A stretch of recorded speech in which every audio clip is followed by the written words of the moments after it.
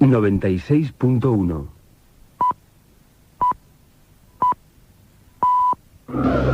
M80 Radio. Información.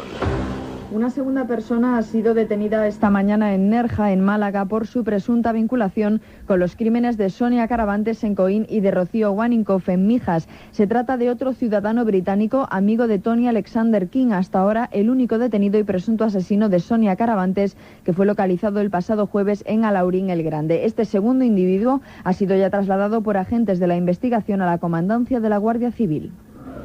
M80 Express. Continúa en estado grave la integrante del Consejo de Gobierno provisional iraquí, herida de 4 disparos esta mañana en Bagdad. Uno de los 3 guardaespaldas que resultaron también heridos está muy grave. La Guardia Civil ha detenido a 11 personas, 2 de ellas menores de edad, por su presunta participación en varios robos cometidos en distintos municipios de la Comunidad de Madrid. El conductor de una grúa ha hallado esta pasada noche el cadáver de una mujer en una cuneta en la localidad madrileña de San Fernando de Henares. El cuerpo tiene quemaduras en el 60% de su cuerpo. El G7, que se encuentra reunido en Dubái, ha solicitado un aumento de la ayuda económica para la autoridad palestina y ha expresado su preocupación por la situación humanitaria en Gaza y Cisjordania.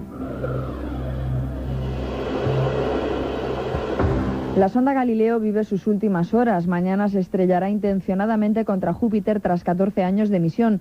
Fue lanzada por el transbordador Atlantis en el 89 y ha dado 34 vueltas a la Tierra. Durante su actividad ha recorrido 1.900 millones de kilómetros. Galileo ha sido la primera misión que ha podido medir la atmósfera de Júpiter directamente.